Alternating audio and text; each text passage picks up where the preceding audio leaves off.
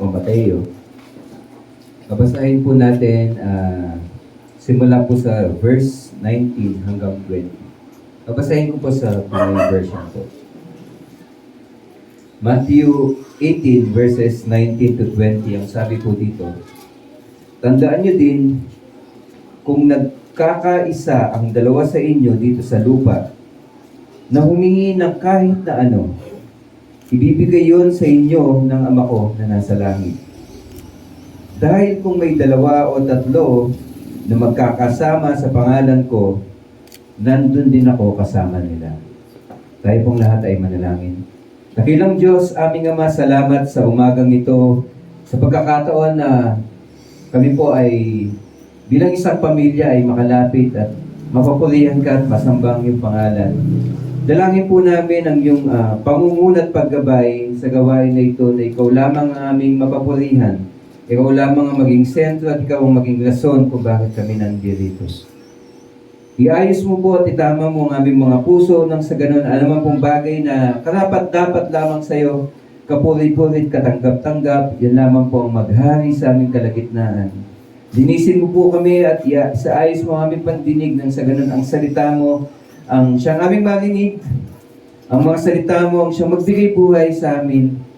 At nang sa ganun, ikaw po ang maging reason ng aming pagsamba, ikaw ang maging reason ng aming buhay. Dalangin po namin ang katagumpayan ng iyong gawain sa mga oras na ito, sa pangalan po ng aming Panginoong Hesus, ito po ang aming samot dalangin. Amen and amen. Tayo po lahat ay pwede na pong maliban po sa akin. So, good morning po sa inyong lahat and bilang pagpapatuloy po ng series po natin on My Favorite Life Verse, na kung saan atin pong inaaral yung mga famous or mga common verses na binememorize po natin o ginagamit natin. And inaaral po natin ito nang sa ganun, maaral natin yung context. Pag sinabi pong context, saan po siya ginamit? Ano po ba yung rason? Bakit siya naisulat? Nang sa ganun, makatulong po sa atin kung paano natin siya dapat gamitin. Alam po natin, ang salita ng Panginoon, makapangyarihan, pero kapag ginamit mo siya sa maling paraan, wala yung power po doon. Para po tayong kumakapit sa isang pangako na hindi naman ipinangako. Para kang sinisigil mo yung nanay mo. Di ba sabi mo ganito? Sasabihin sa'yo ng magulang mo, wala naman akong sinabing ganyan . In the same manner, kapag mali po ang paggamit natin sa salita ng ating Panginoon, mamamali din po tayo ng pag-claim. Pwedeng blessing pa lang hinihingi mo, hindi naman blessing ang message niya doon. Disiplina pala. Pagpalo pala sa'yo. So, makatutulong to nang sa ganon, mas makilala natin ang Diyos. Yun yung primary purpose. Because when we understand, o kapag mas nauunawaan po natin yung salita niya, mas nakikita natin yung heart niya. Kapag mas nakikilala mo po ang Diyos, mas nalalaman mo, hopefully, kung paano ka po dapat kumilos sa harapan po niya. Malalaman mo na ang Diyos pala ay naisin niya yung iparana sa atin yung compassion niya, yung heart niya, yung pagpapatawad niya. Hindi lang para gamitin natin siya bilang isang vending machine na tumatawag tayo sa Kanya kapag may pangangailangan. Kailangan mo ng kagalingan, tawag ka sa Panginoon. Kailangan mo ng pinansyal, tawag ka sa Panginoon. Pero kapag maayos lahat sa buhay po natin, na-echa po yan siya. Hindi po ganun ang kalooban ng ating Panginoon. Bilang isang ama, ang hirap naman sa isang ama na yung mga anak po niya, hindi niya nakakasama o hindi siya pinapansin ng mga anak niya, di ba? In the same manner, ang kalooban ng Diyos is makasama natin siya, ituring natin siya bilang ating magulang. Okay? Wala na siguro yung isang sasarap pa sa pakiramdam ng isang magulang na kung saan, kundi yung mga anak po niya ay talagang malapit ang loob. Talagang makikita mo yung pagmamahalan, makikita mo na may harmony at unity po sa loob ng family. So, bilang ganun po yung kalooban ng ating Panginoon, yun yung naisin niya when He speaks. Pag binabasa mo yung salita niya, wala siyang ibang ninanais, kundi yung anak po niya ay magbalik loob po sa Kanya. Kaya pansinin niyo po, lahat ng ginawa po niya, talagang Sinasagad niya yung pasensya niya, inahabaan niya po yung even pagpapatawad, kinakalimutan niya yung mga kasalanan. Okay. All for the very reason na nais po niya na tayo, bilang kanyang mga anak, na makasama niya muli. And then tayo din po, ma-experience natin yung pagmamahal at yung ibig sabihin talaga ng kaligayahan na sa kanya lang po talaga manggagaling. At hindi kayang ibigay ng kahit sino man. Hindi kayang ibigay ng asawa, hindi kayang ibigay ng trabaho, hindi kayang ibigay ng kahit ano pang yaman na meron po tayo dito sa mundo. Kaya po yung papansinin niyo yung mga inawit natin kanina, example yung "O come to the altar", isang paanyaya po yun ng Panginoon na magbalik po tayo sa Kanya. Because there are things na sadyang nagpapalayo po sa atin.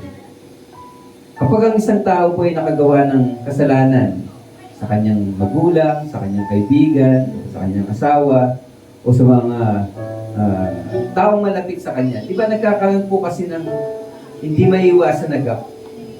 Ganun po ginagawa ng sin. Sin is a gap. Kasi kung isa po itong target, itong bilog na to, kapag nami-miss out mo yung target, ibig sabihin, walang unity po doon. Hindi nagkakaisa. Okay? So kapag may gap po, at hindi po siya nasolusyonan kaagad, lumalala po yun. Alam niyo po ba yung simpleng kasalanan, for example, pagsisinungaling, kapag pinabayaan po natin yan sa buhay ng isang tao, lalaki po yan. Minsan ang pagsisinungaling niya, sasabihin lang niya white lie. Paano kapag umiitim na yan? Nagiging black na. Ibig sabihin talagang deliberate na pagsisinungaling dahil may intention kang pagtakpan ng isang maling bagay. Nagsimula po sa isang tinatawag na foothold. Ang tawag po doon, parang naglalakad ka, may humawak ng paa mo. Okay. Foothold. Pero eventually, dahil nasanay ka na may nakahawak sa paa mo, nasanay ka mabuhay ng ganon. Pinipilit mo maglakad, mamuhay, itinatago yun na may kadena ka. Then eventually, pabigat ng pabigat yun kasi kung ano man pong bagay, yung patuloy na pinapahintulutan mo sa buhay mo, yun po yung lalaki. Imagine, nag-build ka ng habit na everyday mag-gym ako. After a year, di mo mapapansin lumaki na pala yung katawan mo. Why? Kasi yun yung in-invest mo sa katawan mo. The same manner, kapag mali ang ginagawa mo, nasasanay ka sa pagsisinungaling mula sa maliit na bagay, nasasanay yung katawan mo. Ngayon, ang ginagawa ng kaaway, unti-unti, dinadagan niya po yung pabigat na yon. Pero hindi mo na siya namamalayan na yung pabigat po na yun ay pabigat na talaga ng pabigat. Okay. Dati ang hila-hila mo, kadena lang. After 1 year, dahil nasanay ka sa ganung pagsisinungaling, yung hila-hila mo pala ay kadena na may mabigat na bolang bakal. Until such time, sobrang bigat na po yun, hindi ka na makakalakad. Ang tawag na po doon stronghold. Na kahit anong gawin mong pagpupumiglas at pag-iwas, hindi ka na makakaalis. Ganon po ka-dangerous yung sin. Mind nyo, may mga kakilala po kami na sa simpleng paninira, nauwi po sa pagkakadivide ng church. Dahil po sa simpleng pagsabi ng mga malisyosong bagay, at yun po yung gawin po natin kung ano po yung pinakapunot dulo po nun. But it end up na hindi po naging maganda po yung kinahinan. Kasi po ang sin po, wala po siyang mabuting naidudulot. Kaya napaka-importante po na yung mga sin po na meron po tayo individually, nilalapit natin sa Panginoon. Pag di natin kaya, ilapit natin sa mga makatutulong po sa atin. Huwag natin siyang ikahiya. Kasi the more na ikinahihiya mo ang isang bagay, tapos mali, dadating yung point, may expose siya. Subukan mong magmaligo ng isang araw, hindi halata. Tama po? Subukan mong maligo ng isang linggo. Huwag maligo ng isang linggo. Unti-unti, para ka nang nag-New Year lagi. May paputok na. May fireworks na. Tama po? Subukan mong huwag maligo ng isang taon. Painggan ka na lang. Baka mauwi ka na bilang taong grasa. Why? Yung isang maling bagay, kapag inulit-ulit mo, lalaki po yan. Ganon din po yung sin. Kahit kahit anong pilit mong itago yan, kapag paulit-ulit mo yung ginawa, may expose yan. Okay? Kaya po pag lalapit tayo sa Panginoon, dala-dala yung mabubuting bagay na ginawa natin, naaamoy niya tayo. Bakit may sin eh? Kaya ang gusto ng Lord, linisin mo na yun. Kasi hindi ka tanggap-tanggap kung ano man pong bagay na, imaginein mo, ang sarap ng pagkain na hawak mo. Pero tawong grasa ka, ibibigay ko sa'yo, kakainin mo? Bakit? Masarap yung pagkain, pero bakit hindi mo kakainin? Iisipin mo, madumi, kasi yung naghahawak. Kaya yung pagkain na hawak niya, kahit mukhang masarap, tingin mo madumi. Tama po? So sa buhay po natin gano'n. Ang mga kasalanan na nagagawa po natin kahit palihim, iwaksi po natin yan. At kapag may mga tao, talagang mga believers, na talaga ang concern ay tulungan ka, huwag po tayong mahihiyang magpatulong. Kasi yun po yung isang nawawala din po sa church. Natatakot po tayong mag-rebuke, natatakot tayong mag-correct, kasi feeling natin, baka pag-isipan ako nito na nagmamagaling, na nagmamalinis. Bakit? Ikaw ba walang kasalanan? Baka ganyanin ako. Kaya, hayaan ko na lang ang Lord, pag-pray ko na lang siya secretly. And ito pong konteksto po ng pag-aaralan natin is about ano po yung responsibility and accountability natin as a church. Okay? Because this verse, madalas po siya nagagamit, but it is somehow misused. Pag-aaralan mo po yung konteksto. Matthew 18, sino po sa inyo umattend ng prayer meeting? Tapos sinabi niyo, panampalatayanan natin kasi sinabi sa Bible, when two or more are gathered in your name, there you are in our midst. Nandun ka po sa aming kalagitnaan, basta merong dalawa o higit pa na nagsama-sama. Tapos, ginamit po pa yung verse 18. Ano man ang ating hingin sa pangalan niya, ibibigay yun ng ating Ama. Di po ba ginagamit natin yan? But is that the context po nitong verse na to? Ito po ba ay isang blank check? Alam niyo po ba ang isang blank check? Kung ako'y may cheque, yung space na kung saan ilalagay mo yung amount, blanco. Pero sa baba, pipirmahan ko.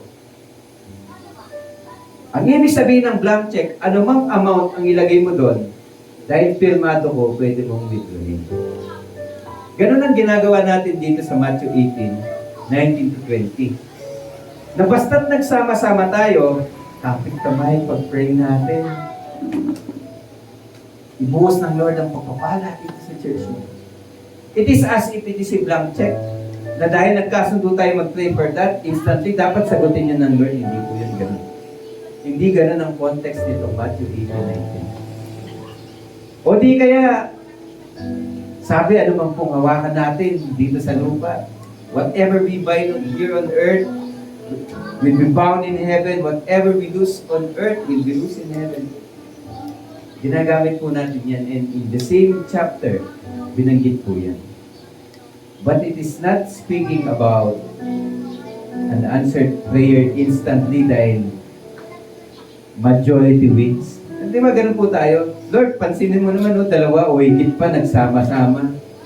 Di ba ganun yung thinking natin when we come into a prayer meeting especially.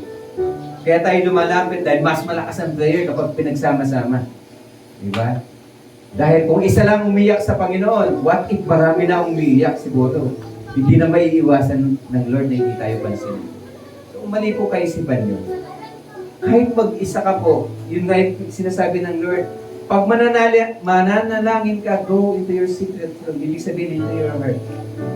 Hindi man lumalabas sa bibig mo yung panalangin mo, pero kapag yung heart mo, nagsusuma mo, nagdadalamhati, sumisigaw po yung puso mo sa Panginoon. The Lord sees it. Okay. This verse is not about claiming something at being assured dahil nagsama-sama tayo, bibigay ng Panginoon. Okay. Balikan po natin yung context. Itong Matthew 18:19, actually, starting verse 15 po yan pagpapasahin po natin. It is a story about paano po, ang title po nito pag binasa mo dito, pagsaway sa kapatid sa kasalanan, sa kanyang pagkakasala. Sa church, ay sa English, the church dealing with sin. Parang ganun po yung title po. So, itong verses po na ito, pagbabasahin mo, di po ba, ang itinuro natin, ewan ko kung ginagawa niyo po. Pag nag-aaral kayo ng word, basahin niyo yung previous, basahin niyo din po yung kasunod. Very important po yun. And dito, i-apply po natin. Because when we study ito from Matthew 18, verses 15 hanggang 20, nakasandwich po yan sa dalawang lesson. Yung unang lesson, yung previous lesson, it speaks about the parable of the lost sheep. Yung talinhaga dun sa nawawalang tupa. Sa story po na yon, yung may-ari po ng tupa o yung shepherd, meron po siyang 100 tupa. Then biglang nawawala po yung isa. Tapos ang ginawa po ng may-ari ng tupa, iniwan po niya yung 99. Wala na ba siyang pakialam dun sa 99? Baka may magnakaw doon o baka may maligaw doon. Pero sinabi mo dun sa parable o dun sa talinhaga, iniwan niyo yung 99 at hinanap niya po yung kaisa-isa. Okay? Ang story po na yan, pag iintindihin mo yung buhay ng isang shepherd o ng isang pastor, pag nahanap niya yung astray o yung nawawalang, yung naligaw na tupa, bubuhatin niya po yun, ilalagay niya close to his heart. Ganun po yung picture niya. Then, after naman po nitong chapter po na to, yung kasunod po na story, ito po yung story ng unmerciful servant. Ano po ba sa Tagalog yun?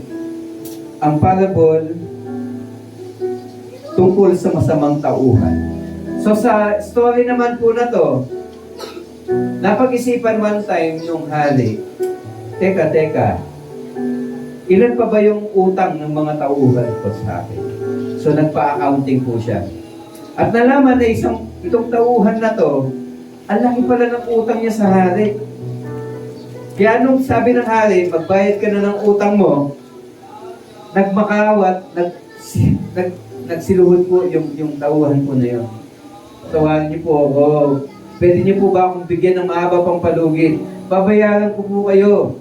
Sabi po nung hari, hindi. Ikukulong na lang kita. Talagang naghingi po siya ng nagmakawa po siya sa hari. Sige na po.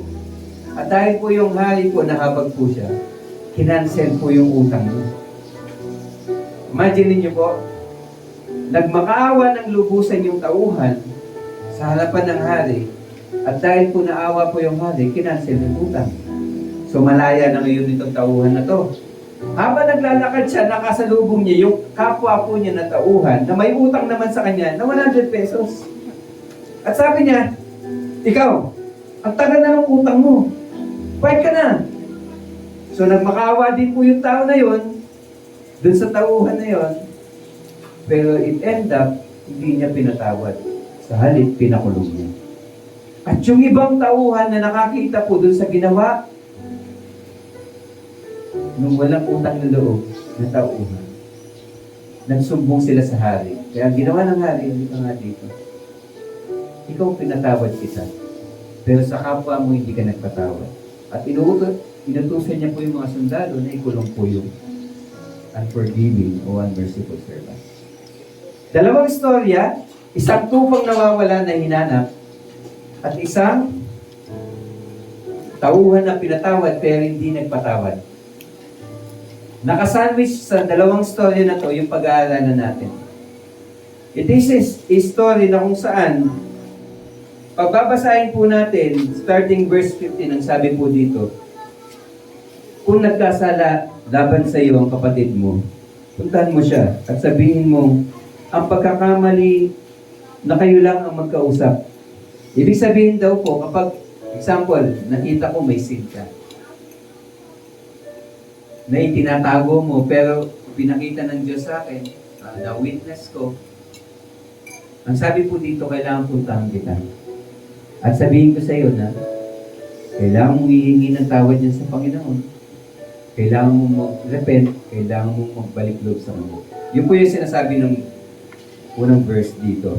Pero kung hindi siya makikinig sa iyo, magsama ka ng isa o dalawang kapatid para magkaroon ng dalawa o mas marami pang witness na magpapatunay sa pag-uusap ninyo ayon sa sinasabi ng Scripture. So kung di mo daw ako pinakinggan, napaguhin mo yung pag-aasal na yon at mag-repent ka, kailangan ko daw humingi ng tulong ng dalawa o higit pa na witness. Okay? Pero, kapag hindi ka pa din nag-repent, ano po yung kasunod?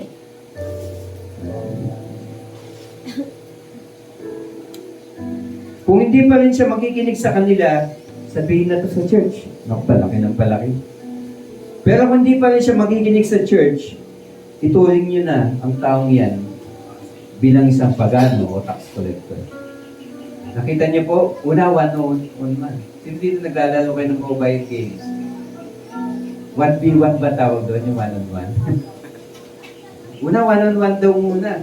Pag hindi siya nagbalik loob, magsama ka ng dalawa, higit pang witness.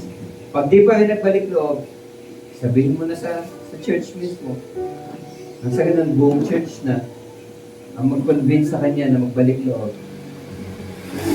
Then, kapag hindi pa rin, ma-out siya sa fellowship.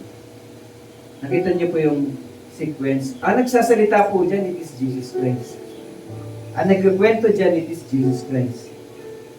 Sandwich between the two stories of the lost sheep and the unmerciful servant is a lesson na kung saan paano mo i-handle kapag ang kapwa mo ay may kasalanan sa Diyos. Ano po yung nakikita niyo po sa storya po na binasa po natin sa ngayon?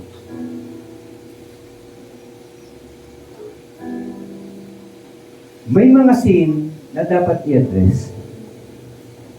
At may responsibility ang church bilang representative ng ating Panginoon nang sa ganon ang kanyang kapatid, mapalalaki, mapababae, mapabata, mapapatanda, kapag hindi po sila sumusunod sa kalooban ng Panginoon, it is part of our responsibility. Hindi lang po responsibilidad ng leaders, hindi lang responsibilidad ng magulang, kundi responsibility po ng church. Okay? Natulungan po natin ang bawat isa na manatili po dun sa tinatawag po natin na in a relationship with the Lord. Kasi po kapag ang sin po, hinayaan po natin. Kasi minsan, kapag hindi tayo affected, bak tayo makikialam. Tama po? Especially within the church. Hindi naman tayo part ng solusyon. Tama naman, di ba? Hindi tayo part ng problema, bak tayo makikialam. Pero tatandaan po natin, even dun sa binasa natin kanina in Galatians 6:1, kapag may kapatid ka na nangihina, nagkakasala, ikaw na may malakas na spiritual na pangangatawan, tulungan mo siya. Pero gawin mo yon na may gentleness. Yun po yung sinabi ng Scripture. Why? Papansinin po natin, pag binabasa mo itong 3 stories na to sa Matthew 18, makikita natin yung heart ng Lord. Gusto ng Lord, lahat ng anak niya, maayos po yung relasyon sa Kanya. Kahit nag-iisa yan na hindi maayos yung relationship, okay, pagtutuunan niya yan ng pansin, tulad ng 99 sheep na okay naman, kapag may nawawalang isa, hindi okay si Lord. In the same manner, kung okay yung pamilya mo, pero ibang family sa church hindi okay, kontento ka ba? Ang itinutulong sa atin ng Panginoon, kailangan natin pagtulungan na mapanatiling healthy at nag-grow yung relationship natin sa ating Panginoon. And in this chapter, tinuruan po tayo ng Lord na may 3 stages pala. And very important po natin na maunawaan yan. Kasi, kaya, ako po personal ko po na opinion, tingin ko kaya na nawala na po yung rebuke, correction minsan sa church is because natatakot din tayong i-judge tayo. Isa po yun. Ikalawa, natatakot tayo na masira yung relationship pag nag-rebuke tayo o nag-correct tayo. Tama po? Ang hirap manita. Kaya sa halip na setahin mo agad yung tao, tulungan mo siya privately. Kung kani-kanino po natin sinasabi, pag-pray natin si ganyan, may ginagawa siyang masama. Tulungan natin siya, pag-pray natin siya sa Panginoon. Pero, ang intention mo talaga, is it ma-reconcile siya sa Panginoon? O ipakita mo lang na ikaw, wala kang kasalanan, ikaw mabuti ka, ikaw ay nasa position ka na nakakakita ng mali ng iba, pero yung sarili mong puwing, hindi mo nakikita. Kaya laging sinasabi ng Lord in Scripture that when we correct, we should do it with gentleness and with humility of heart. May pagmamahal din sa puso, may pagpapakumbaba, mahinahon siyang gagawin. Why? Kasi alam mo din, ikaw na nagko-correct, isa ka din sa pinatawad, tulad ng story of the unmerciful servant. Ang hinihingi sa iyo ay isang bagay na ipinagkaloob na sa iyo in advance. Naku po kung napanood niyo sa TV yun si Lolo Pascual and Tony Gonzalez. Sabi ni Lolo Pascual, anong karapatan mong hingin sa akin ng isang bagay na pinagkait mo? Diba? Naalala niyo ba? Tumatak sa akin yun kasi nare-remind ako sa story na to of the unmerciful servant. Minsan nagmamakawa tayo na patawarin tayo ng Diyos, pero hindi tayo nagpapatawad sa kapwa. At hindi tayo nagiging daan upang ma-restore yung relationship na yun. Minsan nagpipray tayo, Lord, ba't ganito, nag-feel ko empty ako, feeling ko may mga kulang sa buhay ko. But we do not have the same compassion when we saw someone na malayo sa Panginoon. Lagi po nakatuon sa atin. Pero in the Scripture, hindi ganun ang tinutulan ng Lord. Nung yung woman on the well, umalis po siya para ipagkalat po na nakita niya po yung sinasabi ng mga prophet, yung Isaiah, si Jesus ang tinutukoy niya. Nakita ng Lord yung taniman. Sabi niya yung taniman, it is ready for harvest na. Ano sinabi ni Jesus kay sa mga disciples? The harvest is plentiful, but the workers are few. Go and pray to the Lord of the harvest that He may send more workers. Ano po yung sinasabi ng Lord? Ako nakikita ko ang dami ng kailangang magbalik loob sa Panginoon. Pero kulang yung magagawa. Why? Because the workers are not praying for harvest. Hindi nila nakikita yung nakikita ng Lord. Why? Kasi nakikita lang nila. Ako nga may problema eh. Titignan ko pa ba yung problema ng iba? Ako nga nahihirapan. Tutulong pa ba ako? Ako nga busy. Magbo-volunteer pa ba? Lagi po tayong may rason na kapag hindi tayo magbe-benefit sa isang bagay, lagi po tayong may dahilan na huwag makialam. And hindi po ganun ang itinuturo ng Scripture. Dito sa chapter 18, verse 19 to 20, ini-encourage po yan yung pagkakaisa ng church. At pagiging maingat ng church when they are handling sin. At pag-restore ng relationship. Dahil kapag napabayaan po kahit maliliit na sin, lalaki po yan.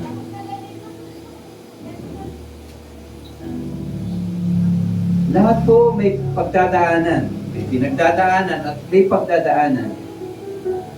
Kaya sinasabi ng Scripture, gawin mo ng mainahon. Kasi hindi mo din alam balang araw baka ikaw din ang matukso. Malay mo ngayon, ang dumadanas ng pagsubok kapwa mo. Pero hindi mo alam, after 1 month, 1 year, ikaw naman pala yung dadaan doon. Kung paano mo hinandle yung sitwasyon, in the same manner, paano ka nagtanim, yun din ang aanin mo. Kaya tinuro ng Diyos paano yung tamang paraan. When we see O when we saw something na hindi kalugod-lugod sa Diyos, ang heart ng Lord, tumulong tayo. Not in a position na magmalaki. Nasabihin natin, ako leader ako, wala akong kasalanan eh. I'm blameless, I'm holy. O ano, may babato kayo sa akin? Ang daming pwedeng ibato po sa akin. Kaya kailangan gawin daw po natin yon na may pagpapakumbaba. Kaya pag may nakita ka, for example si Aaron, may nakita akong pagkakamali. Kakausapin ko ba yung, uy, alam di ba si Aaron? Sino bang Aaron? Dalawa yung Aaron eh. Parang pogi eh. O si Aaron na naka-black. Okay. Ano si Aaron? Pagkakalat ko, ito may ginagawa siya ng, di ba, umaatin-atin pa yun na service, pero alam mo ba, nahuli ko yan. Nakikipag-date. May ka-holding hands. Nag-aaral. Joke lang joke lang. Example lang naman. Sa halip na puntahan ko siya, chinismis ko siya. Yung bang pinagsabihan ko, may same heart na ipag-pray, tulungan yung tao na yon. Nakita niyo po? Stage 1, stage 2, as much as possible, naisin ng Diyos, keep things private. Pag kailangan private, kung kayang i-solve ng private, solve. Why?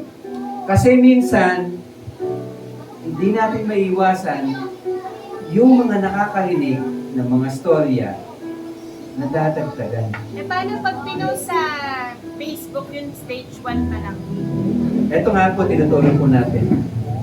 If we can keep things privately, nang sa ganon, hindi na po mabahilan ng kung ano-ano, kwento yung istorya, keep it privately.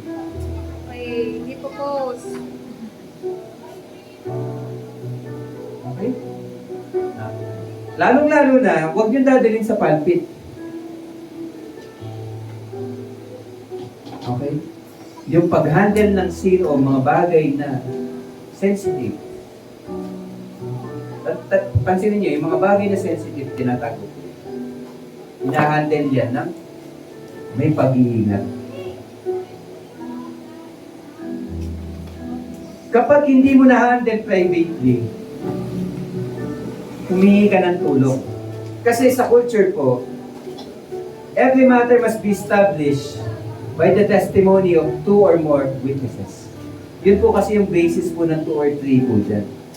Example, may nakita ka na may mali pang ginagawa ang kapwa mo. Kapag nagsumbong ka sa authority, hindi ka pakikinggan. Kailangan may bit-bit kang witness.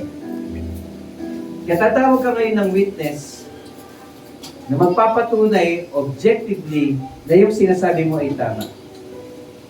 Pero doon, kapag hindi po, sa culture po nila, kapag hindi po nagbago yung tao na yun at umamin o nagbago, yung dalawang witness na yon o higit pa, sila po yung unang magpaparusa. Sa culture po kung kailangang patayin sa pamamagitan ng pagbato, kasama po yung mga witness na yon sa babato. Pero dito, binago ni Jesus yung role ng witnesses. As a witness, kasama na kayo ngayon sa tutulong na ma-reconcile yung tao sa Diyos. Hindi kayo kasama sa huhusga dun sa tao. Hindi kayo kasama dun sa magpapataw ng parusa sa tao. Nakikita niyo po yung heart ng Lord na kung ano pinapakita niya, keep it private, magkaroon kayo ng compassion na maayos yung problema ng tao at makapagbalik loob sa Diyos. Pero kapag hindi pa rin nagbago, nagrepent yung tao, that is a problem. Make it public. Kaya stage 3, wala na, malala na. Hindi na kayang isolve. Ang kailangan mo na dito, damage control. Kailangan malaman na ng church. Nang sa ganon, hindi na siya makapanghawa. Nakikita niyo po paano ang itinuturo ng Lord. Make it privately kasi sensitive. Tawag kang witness pag hindi pa rin. Pag di kinaya, make it damage control na. Pag ayaw pa din at hindi pa din nagbalik doon, church na yun ha, buong church na. Cut off sa fellowship. Kasi kapag nagpe-fellowship, pero may sin na hina-harbor, sa tingin niyo po ba, malulugod ang Diyos? Hindi ba? Pero hindi naman sinasabi ng scripture na, pabayaan nyo na yan. Kasi minsan sa atin, sasabihin natin, ay di, pinagsabihin na natin yun. Ilang beses na natin eh. Hindi pa din nakikinig. Hayaan muna natin siyang ma-experience niya yung bunga ng ginawa niya. At if such time, hindi mo na talaga, kahit yung tao gusto na magbago, hindi mo na binibigyan ng chance. Why? Totoo ba nagbago na yan? Tinuturo sa atin ng Diyos, huwag mawawala yung pagmamahal sa kapwa. Iwasan natin mag-judge. Dahil tayo din mismo, kapag nag-judge tayo ng kapwa, tayo yung unang i-judge ng Panginoon. Stage 3, huwag natin paabutin doon. Oo, sa church. May mga issue din, iba't ibang issue na dumating sa church. Diba? Kaya po dahil po doon may mga natututunan tayo, nag-a-adjust din po tayo sa mga gawain. Nagiging maingat din po tayo. Kasi dati po talagang passionate lang tayo ng passionate, pero kulang tayo sa wisdom.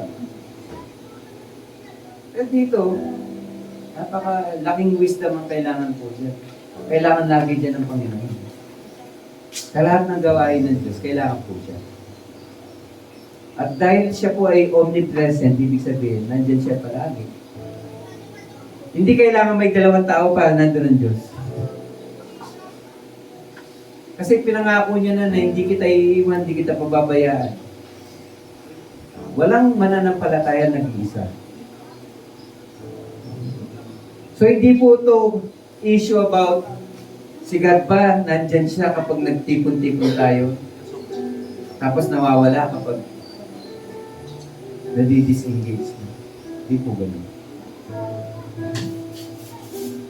So ano po ba yung ibig sabihin ng two or more witnesses? Yan po yung binanggit po natin kanina na to establish lang po yung pagkakaroon ng objective evidence. Binanggit po sa chapter 18 na kapag nag-gather yung dalawa o higit pa, tapos nag-pray sila, nag-agree sila sa bagay na hihingin nila, pagkakalog daw yun ng Panginoon. Ginagamit po kasi yan, geometric expression yan, ginagamit po siya noon doon sa mga bagay po na nilalapit nila sa Diyos. Okay? Then, katandem po niya yan yung binding and loosing. Ang ibig sabihin lang po ng binding and loosing, what is permitted and what is not permitted. Noon, for example, sa pagkain, okay? When you say you bind something, you permit something. Kung anong binayin dito sa lupa, hindi pinahintulutan dito sa lupa, bilang representative ng Lord, okay? Ano mang bagay na sinasabi mo, hindi pinapahintulutan dito, hindi rin niya pinapahintulutan ng Lord. Okay? Kasi kung babalikan niyo po yung inaral po natin, na tayo po ay ambassador ng Panginoon, tayo po ay katiwala, tayo ay representative. Whatever we say, whatever we do, it reflects yung image ng Panginoon. Paano kung mali yung ginagawa mo? Pangit yung imahe na bumabalik kung sino ang Diyos. Kaya ang tanong, bakit hindi malakas yung, sabihin natin kung bakit hindi mabilis yung pag-grow ng Christianity?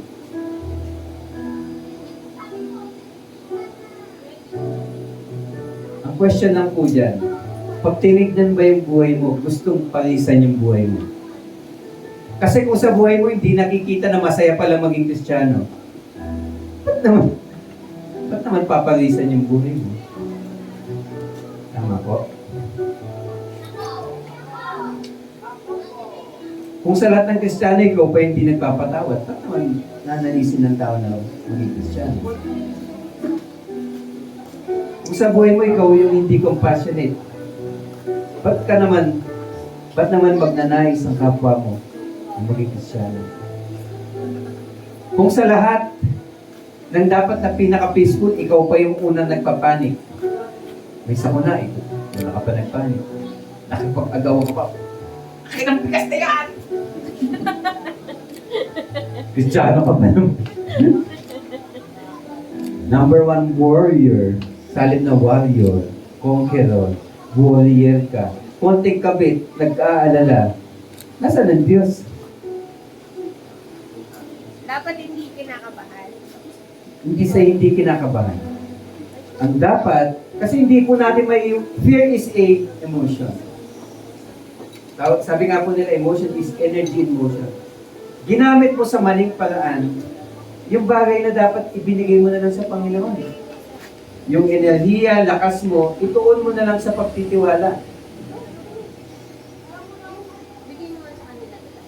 Okay? Hindi naman po yun na parang lolokohin mo yung sarili mo na, ay, hindi, sasabihin ko lang ganito. Kahit yung sinasabi ng heart mo iba. In short, hindi mo talaga, okay, kailangan mo talaga i-practice yung pagtitiwala sa Panginoon. Because the only way na mabibuild up yung confidence sa Lord, kapag nagtatayo ka ng pundasyon sa salita po niya. Tama po? Ang hirap naman na sabihin, hindi gumagalaw yung inaapakan ko, pero nakaapak ka sa bangka. Tama po? Ang tawag po doon, foolishness. Pero what if umapak ka sa bato? Ang lakas ng hangin. Ang lakas ng tubig. Pero nakaapak ka sa bato. Sa tingin mo ba matitinag ka? Hindi. Dahil yung inaapakan mo ay solid ground. Huwag po natin, even though yung katawan po kasi natin nakadesign siya, ang katawan natin, hindi naman niya alam kung anong tama at mali.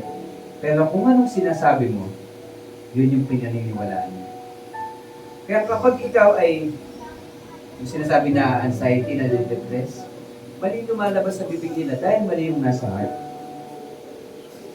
Kaya kapag ang pundasyon ng heart mo, tama, hindi ka matitinag eh. Kasi ang hugutin mo, tama eh. Word of God. Pero kapag mali, mali din ang hugutin mo. In the same manner, kapag mag-handle ka at magtutulong ka sa pag-restore ng relationship sa Panginoon, dapat tama yung heart mo.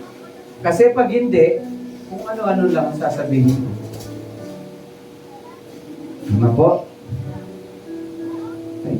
Pinakita sa atin ng Lord yung 3 stages na to para i-remind po tayo na tayo, kung tayo po yung nasa point na tayo po yung nagkakasala, lumapit tayo sa Diyos. Mahaba ang PC ng Diyos. Pero huwag natin paabutin dun sa point na tayo po i-discipline. Napakahirap pong mawala sa fellowship. Bukan niyo po, huwag tayo magkita ng 1 year. Until eventually, masasanay na lang tayo na okay lang. Kahit walang communication, walang contact, walang balitaan, walang updates. Hindi po ba kaya nag-progress yung mga social media accounts? Hindi lang dahil gustong magpapansin ng tao at kulang sa aluga yung tao. Dahil nakadesign po tayo to be in a relationship, in a community. It is not good for man to be alone. Kailangan niya ang Diyos, kailangan niya ang kapwa. Kaya pag tinanggal mo yun, parang mong tinatanggalan ng buhay ang tao. Kaya pansinin mo, kapag church na, buong church na ang tumutulong para ma-restore yung relationship, pero ayaw mag-repent ng tao, i-cut off mo. Mag-damage control na kayo. Pero nakita niyo po, anong end result? Ituring niyo siyang parang pagano. Ano po ba yung pagan? Walang relationship sa Lord. Ano po ba yung tax collector? Hudyo, mga Hudyo po yan. Na nagpaalipin sa mga Romano at naging, in a way, traitor po sila. At gano'n ang tingin sa kanila. Naging tauhan sila ng mga Romano para sila yung magkolekta ng buwis sa mga kapwa po nila. They're out of fellowship. Hindi sila pwede makasamba sa templo. Hindi, tinutuloy na rin sila na parang mga stowaway ng kanilang mga magulang. Okay? Nawalan sila ng family, nawalan sila identity, nawalan sila po ng community. Napaka-importante ng fellowship. Hindi lang dahil nagsasama-sama tayo sa tuwing Sunday. Pero maganda pa nga sana. Although mahirap lang talagang gawin. Kasi yung mga napuntang church before, talaga pag sinabing Sunday service, mula umaga hanggang hapon po yun. Adoration, tulong-tulong talaga, tapos kakain. Tapos, pag magpaplano, pinakaskid yung plano, church, binabalitaan yung church, kung ano gagawin. Kasi yung gusto mag-volunteer. Kaya yung buong Sunday po na yun, talagang dedicated talaga yung sa atin po yun. Yan, late na nag-start, 10 nag-start, tapos late tuloy matatapos. Kaya alis pa naman kami. Tama po? Uwi tayo dun sa gugustuhin na lang natin 1 to 2 hours. Tapos, atayin na lang natin yung tagal pa naman yun. Hindi na tayo sa mismong sharing of the word. Pero tatandaan niyo po, ang fellowship, saan siya nagsisimula? Pagpunta. Kapag ikaw ay naging mananampalataya, hindi yung pumunta ka na dito. May relationship ka na sa Lord, bago ka pumunta dito, sana pinag-pray mo na yung family mo, pinag-pray mo na yung church. Bakit natin binabalik po yung sana bawat isa nagsusulat? Kasi it is very helpful na kapag nag-journal po kayo. Lalong-lalo na kung gino-journal mo, hindi yung mga inihiling mo lang, o hindi yung mga problema, o yung mga sino pa babayaran ko dahil laki ng utang. Pag sinulat mo yung mga bagay na pwede mong ipagpasalamat sa Diyos, kahit gano'ng kaliit, papansinin mo, lalaki yung heart mo na magiging grateful. Pero kapag puro problema ang sinusulat mo, makikita yan sa mukha. Sige nga, tignan nyo nga po yung mukha ng katabi nyo. Mukha bang problemado? May linya. Pero kapag ang heart mo grateful, Natandaan. pero makikita po yan, kahit na sabihin natin na matanda, makikita mo na maaliwalas yung mukha ng isang taong may kapayapaan sa puso. Paano magkakaroon ng kapayapaan? Isang way po dyan, maging mapagpasalamat. Amen. Pero kapag di natin nagagawa yun, i-train natin yung sarili natin. One way to do it, sulat. Sinimulan lang natin pa 6 months. Pero this coming Sunday, sulat nyo na. Maganda nga yung sinusulat nyo everyday. Sana daw may pa-notebook sa church. Madali po yun. Ang kailangan po yung magsusulat. Pero wala naman sulat. Kasi po, kahit ibigay po sa inyo lahat ng tools, Ballpen. sabi nga po, bigyan kayo ng pang-gym, bigyan kayo ng dumbbell, bigyan kayo ng pang-stretch ng katawan. Hindi pwedeng ako ang mag-push up para sa inyo. Tama po? Hindi pwedeng ako ang magbuhat ng dumbbell para sa inyo. Kailangan gawin niyo po yun. Nang sa ganun yung epekto nun sa inyo. Okay?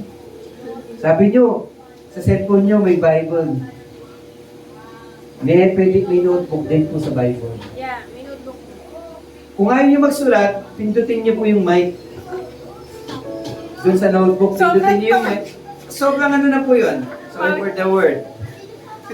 Walang tiyaga o walang pagsisipag. Pindutin mo na lang. Lord, salamat po. Ang sarap po ng pagkain po namin ngayon. Alam niyo po, minsan kasi nag-iisip tayo, ano ba yung susulat ko ng pagpapasalamat?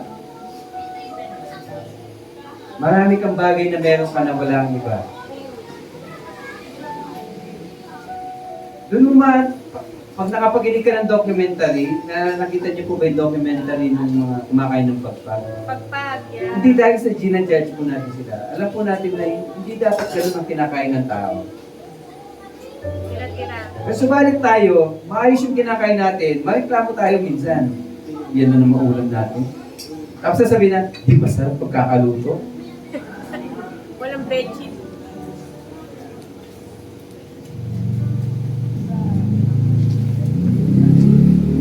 Pero yung iba, Lord, salamat. Pagpunta namin dito, nakamotor po kami.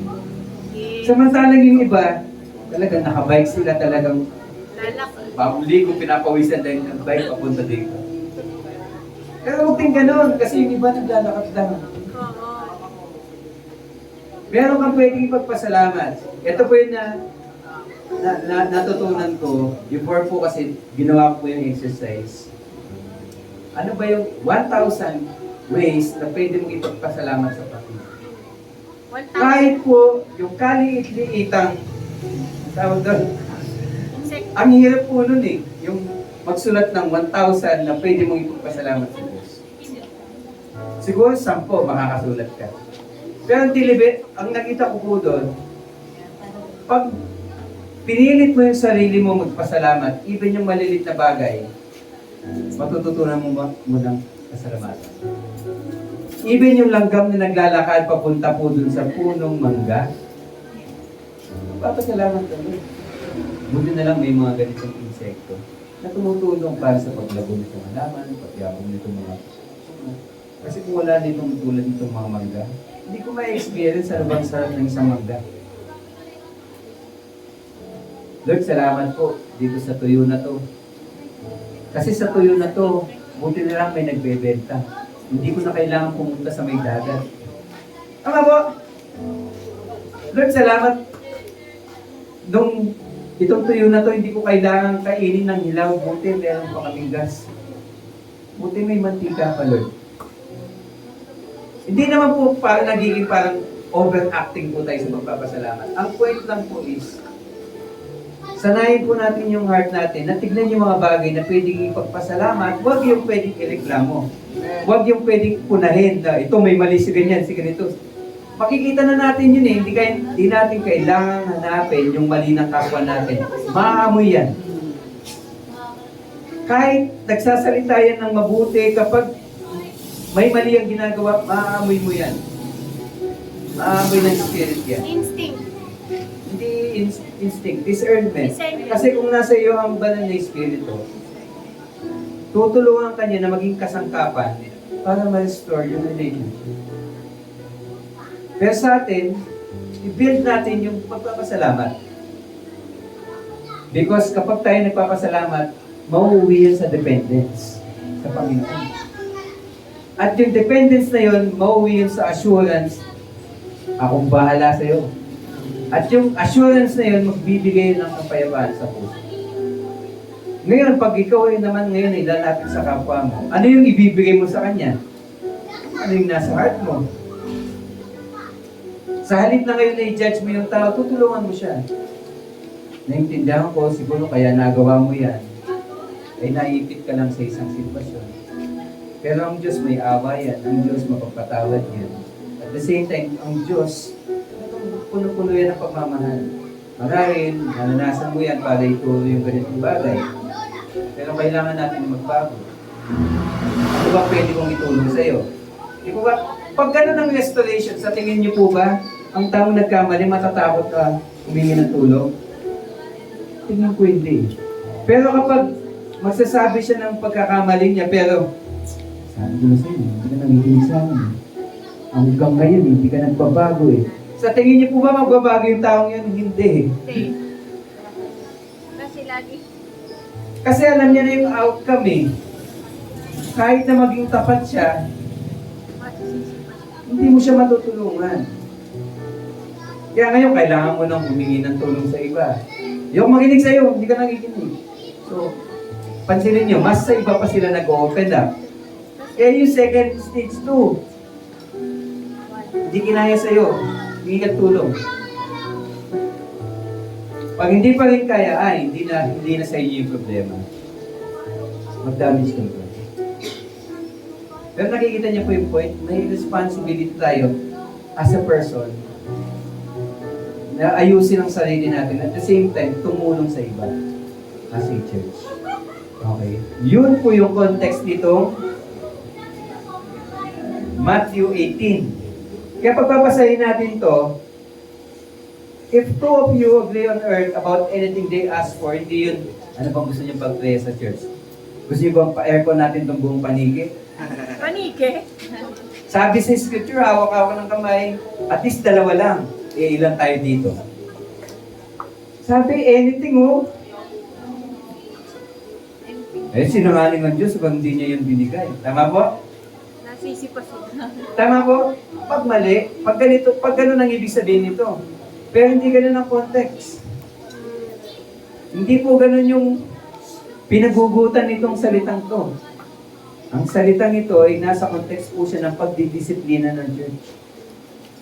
Bilang kinatawan ng Diyos, tayo yung tinitignan ng mga hindi nananampalataya sa Kanya. Kung tayo, hindi tayo sumusunod sa Diyos, ba't tayo susundan ng iba?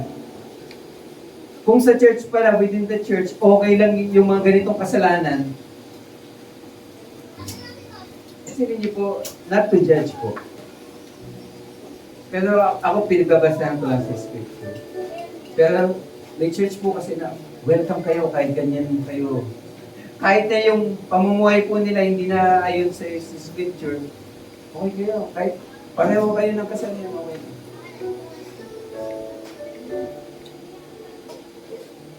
Okay, may asawa niyan.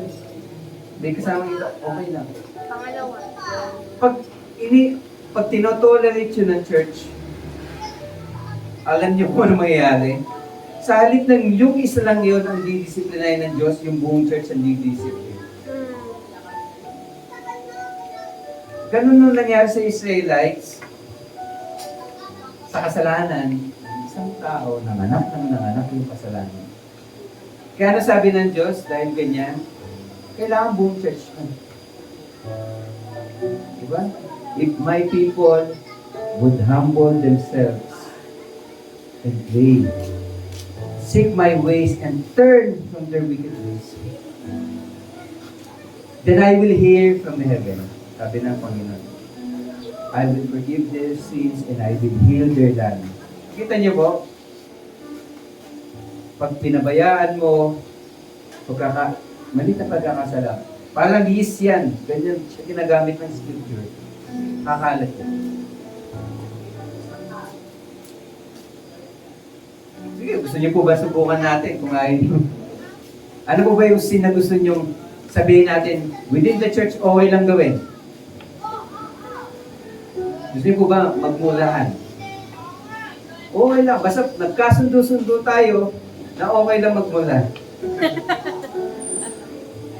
Na kapag may nanito sa atin, hindi, pinapaintulutan niya sa church namin. Alam niyo po ba, magsisimula na yon ng pagkakawatak-watak po natin. Why? Dahil ang sin, walang mabuting na itutulot. Ang pagmumula, something that divides. Why? Mula is Cursing. cursing at the same time, putting the person on a lower level. Down. Putting down. Kaya nga mura eh. Okay? Lower value. Kabaliktaran ng pagmamahal. Higher value. Ine-elevate mo yung value ng tao. Yung value mo, binibigay mo sa kanya. Tama po? Ganun yung love eh. Something that you give. Pag mumula, kinakat mo yung tao. Palakihin po natin ang ating mga anak sa pamamagitan ng pagmumula. And let us expect na hindi po maganda yung kahinatnan nila. Kaya lang po. Siyempre wala naman magnanais. Kasi alam po natin, mali. Ganon din po ang ating Panginoon. Ganon din po ang ating Panginoon. So ano po ba yung tinuturo ng context talaga ng Matthew 18? So sabi po dyan, do not let sin unchecked and ignored. Kaya po tayo may kanya-kanyang BS. Tama po? Yun po yung opportunity. Okay. Hindi para makipagchismisan o ano na bang balita sa iyo, ano bang O sino yung pwede natin pagkwentuhan? Sino ba yung wala dito? Siya yung topic natin ngayon. Hindi po ganun. Ang goal po is tulungan po yung bawat isa kasi ang Christian life di siya playground. Dadaan at dadaan po ang bawat isa sa pagsubok. Kaya kung yung pagsubok na yun ay makakasira dun sa tao, tulungan po natin. Huwag natin hayaan dahil hindi tayo affected. Ikalawa, we must limit spread. Paano po malilimit po yung spread? Ano po ba yung ibig sabihin ng spread? Kapag may pagkakamali, okay, di ba binanggit po natin kanina, pag part ka ng solusyon, part ka ng problema, dapat kasama ka sa usapan. Pag hindi ka part ng problema o hindi ka part ng solusyon, out ka muna sa equation. Tama po? Yun is with the objective of keeping things private. Tama po? Kasi po minsan, tulad na binanggit natin kanina, kapag hindi sila part ng problema o part ng solusyon, nakakadagdag sila sa problema. May problema ka, pinost mo sa social media. Anong kinalaman nung nakabasa nung pinost mo? What if hindi ka naman pala nagsasabi ng totoo, ng kabuuan? Eh di yung nakabasa nun, ginudge na yung taong sinasabi mo o pinaparinggan mo. Nagkasala na din yung tao na yon, nasisira lalo yung tao. We must limit spread. When we are handling yung pagdidiscipline because of sin, we must limit it first and foremost. Kung kayang isolve yan, kung sino lang talagang involved, yun lang talaga dapat ang mag-solve. Pag kailangan ng tulong, seek private help. Okay? Two or more witnesses, yung objective hindi yung humingi ka ng tulong, pero yung hiningan mo ng tulong, pabor naman dun sa isang panig. Hindi dapat ganun. Pag hihingi ka ng tulong, dapat objective din yung tao na yun. Hindi sila yung may pinapaboran, baka bias sila. Humingi ka ng tulong, yung witness mo, magulang pala niya. Hindi na bias yun. Okay po? Yun po yung ibig sabihin ng we must limit spread. At ang goal po ay forgiveness, reconciliation, restoration. Ang goal po, may balik po sila sa Panginoon. Forgiveness, ano po ba ibig sabihin ng forgive? Makakuha ng mercy. Mapatawad. Ano po ba ibig sabihin ng reconcile? Kung ano man po yung pagkamuhi, pagkagalit, matanggal. May trust na po ba doon? Wala pa. Kaya kailangan mong restoration. As if walang nangyari. Ang hirap po nun. Kaya ano po ba yung inaas ng Lord? Nandun po tayo sa reconciliation and forgiveness. Kasi yung restoration, tanging Diyos lang po makakagawa niyan. Kahit ano pong gawin natin mabuti, yung pagkakamali natin hindi na natin kaya hulahin. Mga peklat na yon. Pero yung peklat na yon, they should remind us na huwag na natin balikan yung mga ganung bagay. Man, dadaan ka pa ba sa may pure gold? Na alam mo na may bakal, madadapa ka uli? Sakit, sobra. Tama po? Nadapa ka na dun eh. Alam mo nang may bakal dun. Sa susunod na dadaan ka dun, madadapa ka pa ba? Hindi na ako dadaan doon. Ever. Tama po?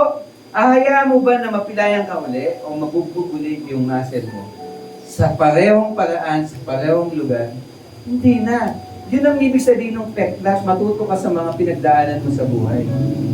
Pinahintulutan ng Diyos yun para mag-improve po tayo. At mas pahalagahan natin yung mga bagay na meron tayo. Okay? Both ways po yan. Hindi man ako nadapa, natutuwa ko sa Kanya. Na kapag may mga daan, may mga bagay na hindi natin pansinin, dapat maging aware po tayo. May pinagdaanan ng kapwa mo, for example, in health, hindi siya naging, ang tawag doon, Mindful. mindful sa health po niya, nagkasakit for example. Matuto ka na doon, hindi yung nadapa na nga siya sa pagkakataon na yun, gagayahin mo pa. Ang goal po, forgiveness, reconciliation, restoration. Lahat ng pinapahintulutan ng Diyos, may lesson yan. Matuto tayo sa mga pinagdaanan natin at sa pinagdaanan ng iba. Yun yung living with wisdom. Hindi lang sa experience natin, even sa experience po ng iba, matuto tayo. Pag may nagbahagi sa iyo ng problema, humingi ng tulong sa iyo, alamin mo kung ano din yung pwede mong matutunan. Hindi lang sabihin mo, kaya nangyari sa kanya yan, kasi ganito. No. Lahat tayo pwedeng dumaan sa isang pagsubok. Kaya kung ano yung pwede mo nang matutunan sa iba, don't use that experience para maging mapagmataas. Kundi, in humility. Tingnan mo din, baka ikaw din may ganong kahinaan. Nabuti, narinig mo yun sa kapwa mo, nang sa ganun, may iwasan mo na. Hindi kasi natin pwedeng sabihin ako, malakas ako eh. Preach ako, nagsishare ako ng word. Hindi ko pwedeng sabihin, hindi din ako dumadaan ng mga pagsubok o wala akong pwedeng pagsubok na daanan. Walang malakas. Kapag na-tiyempuhan ka ng mga pagsubok. Pero ang very important, pinapaalala ng Diyos, kasama natin siya, at kasama natin ang ibang mananampalataya. Yun yung blessing ng nasa within fellowship ka ng Panginoon. Huwag natin yung, anong tawag doon? Huwag natin sarilinin ng problema. Lalong-lalo na kung may kapwa ka, no? Pwedeng tumulong sa iyo. Ika-apat, isang at alam mong ibig sabihin o alam mo importance na makapagbalik loob sa Kanya. Ang isang uling, kahit gaano yung kainit na nagbabaga, subukan mo yung iiwalay. Manlalamig.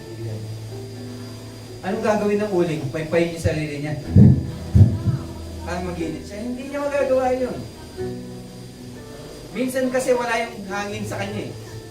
Pero kapag may katabi siya nag-iinit, maiinitan siya. Ano ba? The same manner, yun yung blessing ng fellowship. Do not give up on living together as in a habit ng ibang mananampalataya. Kasi ang pinapahalagahan ng Diyos din yung fellowship. Mahirap maging mananampalataya na nag-iisa. Pag nagkamali ka, yun na yung venture downfall mo. Wala tutulong sa'yo. Huwag tayong magtulungan pag okay ang lahat. Hindi, pag okay lang ang lahat. Ang point lang is, mas kailangan ng tulong ng kapwa mo kapag nangangailangan siya ng tulong. Mas kailangan mag-puri, mag-pray, mag-worship kapag nangangailangan. Kapwa mo, nangangailangan. At yung assurance ng Lord, nandun siya.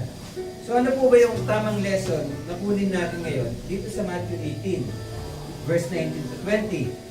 Kung hindi pala ito blank check, habang tayo ay nagpe-pray together. Una po, dapat, kung tayo po ay may mga maling ginagawa sa buhay, putol. Iwaksi po. Magkaroon po tayo yung tinatawag na repentant heart. Sabi niyo nga po, repentant heart. Repentant. Pag sinabi pong repentant, tunay o yung godly sorrow. Okay? Maka-Diyos na pagsisisi. Ang tao pong nagsisi dahil nahuli, pero hindi nagbago, hindi po yung tunay na nagsisisi. Example, nagnanakaw ka. Hindi ka nahuli, magsisisi ka ba? Pero pag nahuli ka, nagsisi ka, with the objective na patawarin ka, tunay ka ba nagsisi? Hindi pa din. Ginawa mo yung pagsisisi para na lang hindi ka parusahan. Pero pag inulit mo yun yung nagpapatunay na hindi ka repentant talaga. Kasi inulit mo eh. Ang ibig sabihin ng repentant heart, kapag may bagay na ginagawa ka at itinama ka ng Panginoon, hindi mo na yun uulitin. Magsisilbing peklat na yun, hindi yun sugat na kakalis. Huhukayin mo ulit. Peklat na nga yun eh. Lesson na. Okay? Yun yung ibig sabihin ng repentant heart. Kung ikaw ay nandun sa part na yun, kailangan mag-repent. Pansinin niyo po yung merciful servant. Tunay po ba siyang naging repentant? Hindi. Ayaw lang niya makulong. Ano pong naging ending ng unrepentant servant? Yes, nakaligtas siya ng una. Pero hindi talaga siya nagbago. Pinatawag ulit siya. Nilagay siya sa tamang kalalagyan. Nung hari. Yun naman talaga kalalagyan niya eh. Pinatawag. Pero kung naging repentant talaga siya, makikita yun sa buhay niya. Ako nga pinatawad eh. Milyon-milyon nga yung utang ko, samantala ikaw, 100 lang.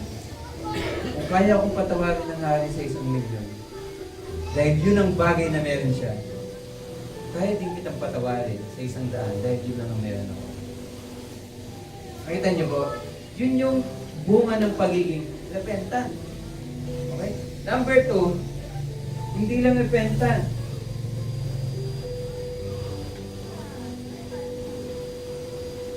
May tayo mag-sorry, Forgiving. pero hindi tayo nagpapatawad. Lord, ilang beses pa daw dapat magpatawad, sabi ni Peter. 7. Pag binasa mo yung verse 21, 7 times 7 times 7. O do the math, ilan? 27. Wala na. Ano sa man? Kailangan ng calculator.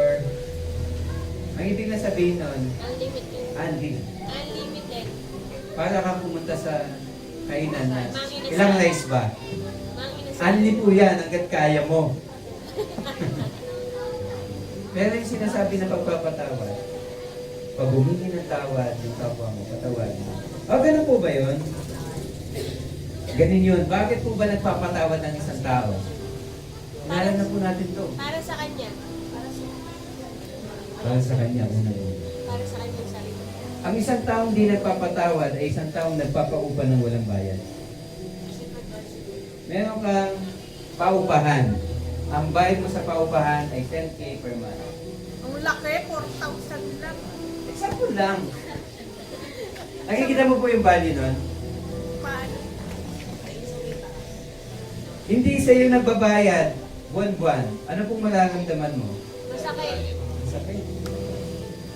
Pakiramdam mo, may valuable na ninanakaw sa iyo. Pero hindi mo siya pinapaalis. Yun po yung ibig sabihin ng unforgiving.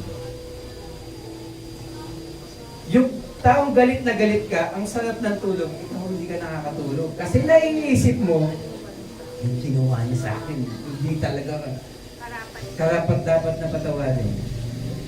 Pag nagpapatawad ka, pinapalabas mo na siya ng paupahan mo.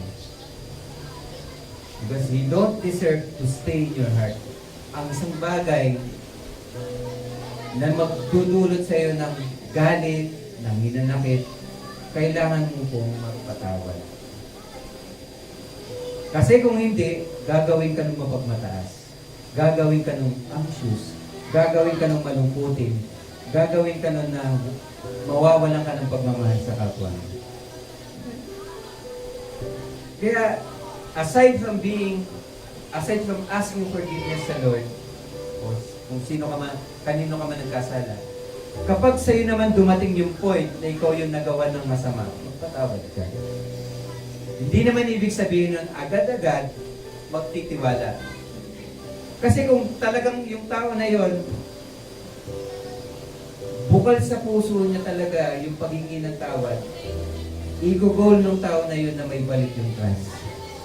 Hindi pwedeng nagkasala ako sa iyo, for example, tapos humingi ako ng tawad at pinatawad mo ako, all of a sudden gusto ko magtiwala ka na agad-agad sa akin. Hindi ganon. Kung talagang importante sa iyo yung pagtitiwala niya sa iyo, pagsumikapan mo, paghirapan mo, kasi dadaanan mo ulit. Hindi ka niya pagtitiwalaan agad-agad. Babalik ulit yung mga paghuhusga niya sa iyo, yung ninanakit niya sa iyo, babalik yun. Pero kapag importante sa iyo na pagkatiwalaan ka niya, dadaanan mo yun, anong punos man yun. Kung ganun ka-importante sa iyo, ay yung pagpapatawad. Kaya, Tayo po, hindi lang repentant yung heart, dapat forgiving yung heart. Okay po? Yan ang itinuro po dito. May nawawalan tupa. Okay? Kailangan dalhin ng Lord sa loob ng church. Okay? Kaya dapat yung heart natin, meron tayong heart na nagsisik for the Lord.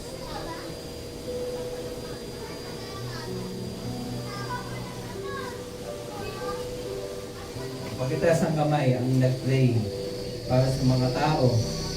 Ngayong araw kaya ngayong linggo, may pinag-pray kayong tao na alam nyo wala pa sa Panginoon. Ang hirap, tama po?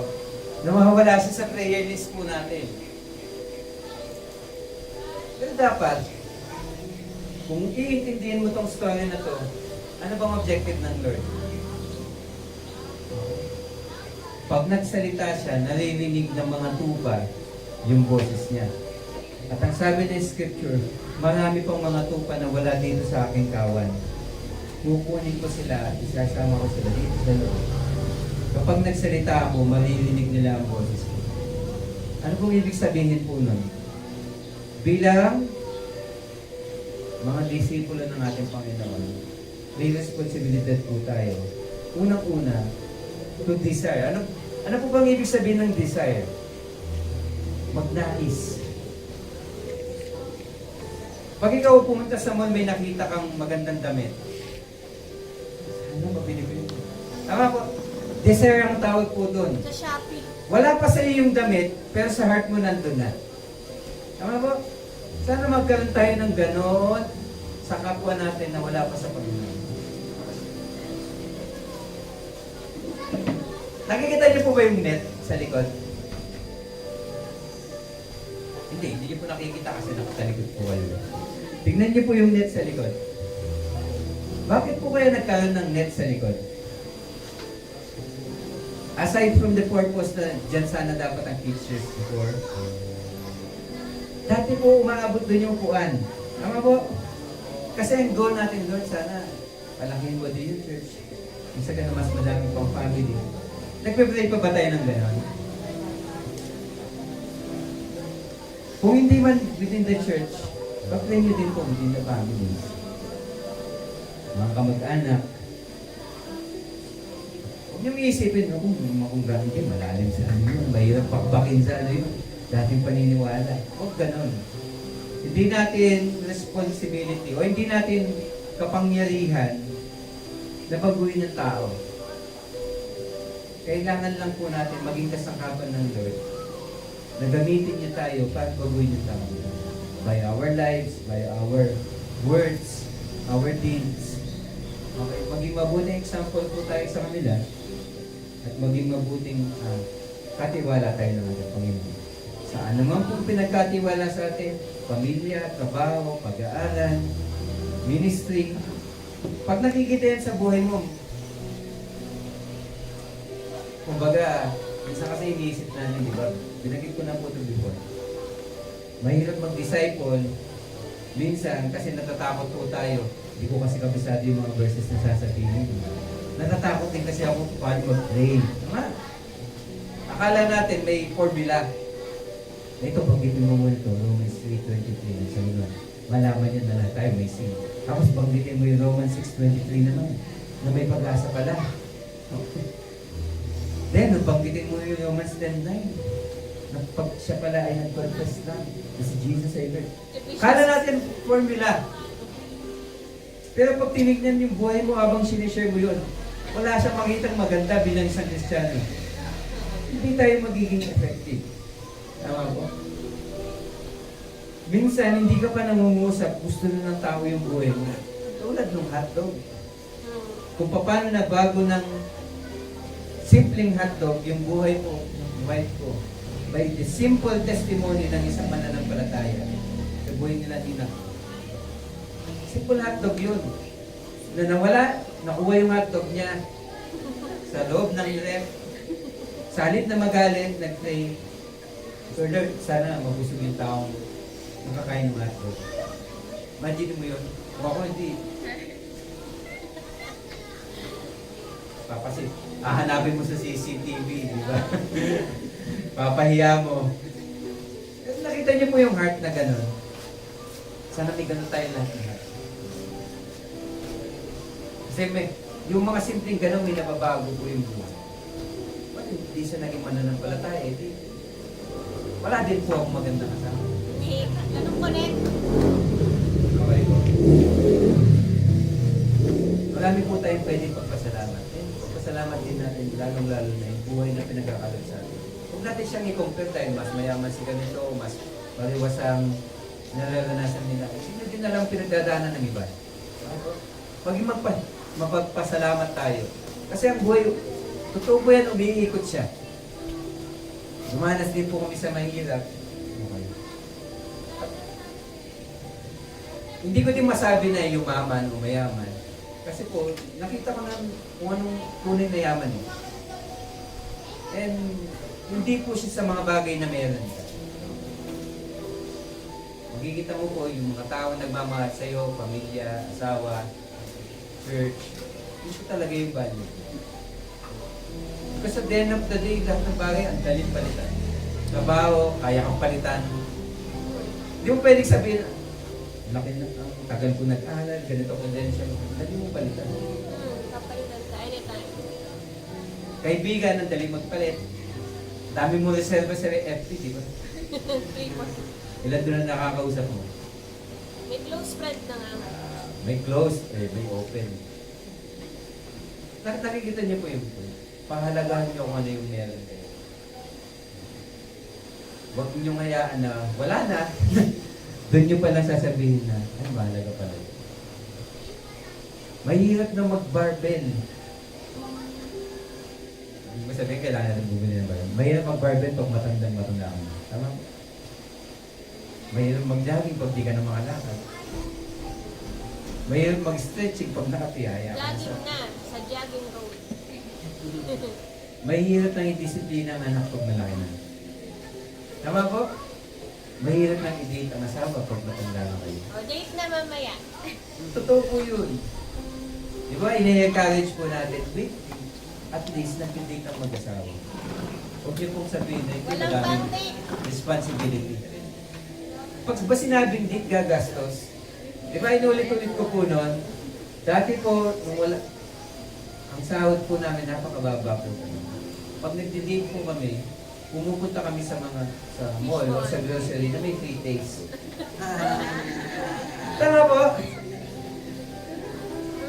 Makakakain ka ng gatas, ng dessert, ng noodles. Minsan may wine pa ha. Kandila na lang talaga kulang. Candlelight dinner na talaga eh. Pero ang point is, bakit masaya kayo? Libre. Kasi yung kasama mo. Tama po? Hindi dahil, ito, kailangan memorable to kasi maganda yung place, mahal yung pagkain. Hindi yun. Yung kasama mo yung nagpapasarap at nagpapasaya. No? Pwede naman sa may pretzel.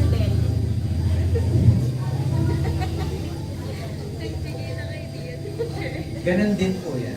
Okay? So bakit tayo napunta doon sa dating? Mamaya. Okay po?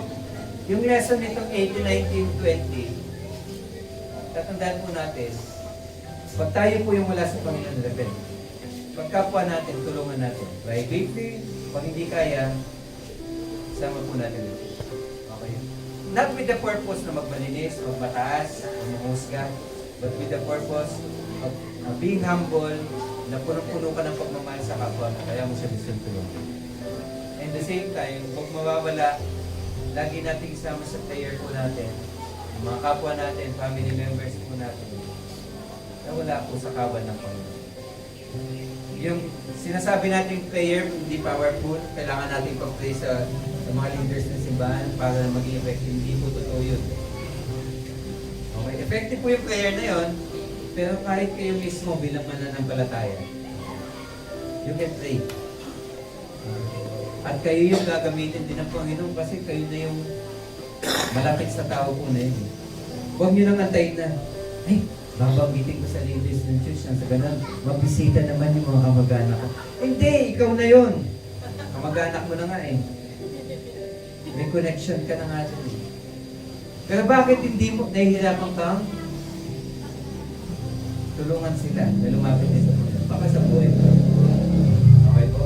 So, dual purpose, pagbabago ng sarili at pagtulong sa kapwa. Tayo pong lahat ay tumayo at magpasalamat po sa ating Panginoon.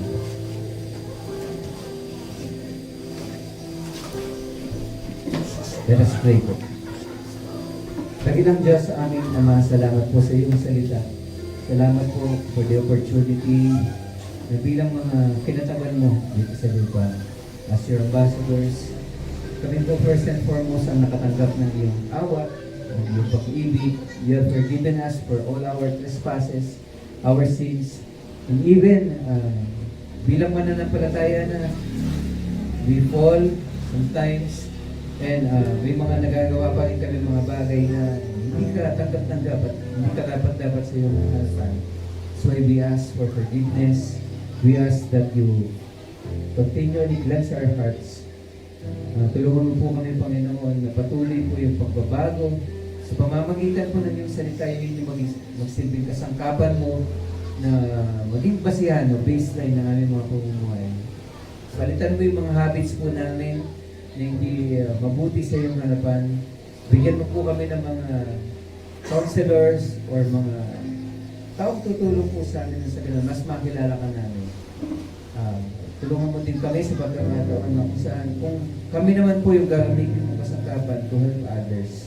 Give us a heart that is full of love and humility so that we can act with gentleness when we approach them, when we help them, at hindi maging judgmental sa kanila o hindi magmataas sa aming kapwa. Kundi matulungan sila na may waksi yung mga bagay na mali. At matulungan din sila makapagbalik mo sa iyo. Likewise, we pray, Panginoon, para sa mga taong tinatawag mo din sa iyong kawan. Hindi po accident ang mga bagay o mga salita na ibinibigay mo sa amin.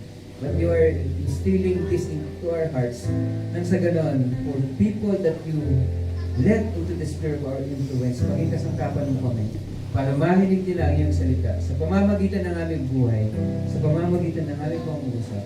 Mahinig nila na nilanais gawin silang matawag kanila na kanilang Ama.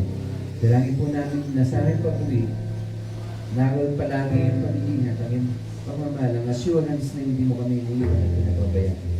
Pagpalain mo po ang gumana ng aming kamay, and may these blessings be used to bless others, bless your kingdom. Nagpapasalamat kami, Ama, binabalik namin sa iyo lahat ng papuri sa pangalan po ng aming Panginoong Jesus.